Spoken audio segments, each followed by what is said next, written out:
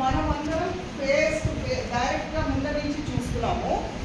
So ఎక్స్టర్నల్గా మనకి కనిపించేది ఏమిటి? హైట్ చూద్దాం. మనకి హైట్ ఎలా కనిపిస్తున్నారు? ప్రసన్నయే కనిపిస్తున్నారు. కాకపోతే ఎవరో నాకు తెలియదు. ఓకే, కనిపించేది ఏంటి? Phenotype is tall. External appearance is tall. You try to understand. External appearance is tall. But what is genotype? Asal genotype ante idi phenotype is genotype ante genetic constitution. Phenotype external ga manaku kanpinchedi tall. But ee genotype chuste genetic constitution chuste రెండు alleles ఒకలా ఉన్నాయా?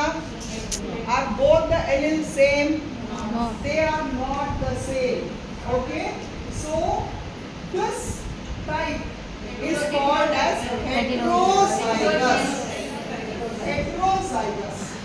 Okay, ఇప్పుడు వీళ్ళిద్దరిని ఈ రెండు జంటల్ని చూడండి, రెండు ఒకేలాగా ఉన్నారు. హోమోజైగస్ ఫీనోటైప్ గా కూడా ఒకేలాగా ఉన్నారు. అంటే షార్ట్ వీటిలో ఉన్న ఈ ఫీనోటైప్ లో ఉన్న జీనోటైప్ ఏంటి?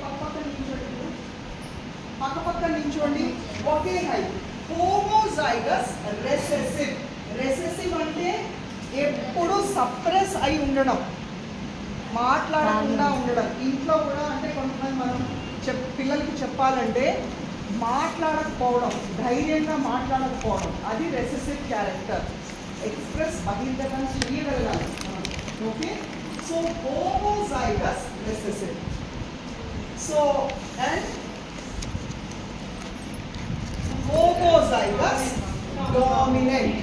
ఓకే, సో ఇప్పుడు మనం జీనోటైప్కి వస్తే వీళ్ళిద్దరు జీనోటైప్ ఏమవుతుంది? Capital T small T. Okay, and small T capital T capital T. So ఎప్పుడు ట్రై చేస్తారా? ఇలా చేస్తారా?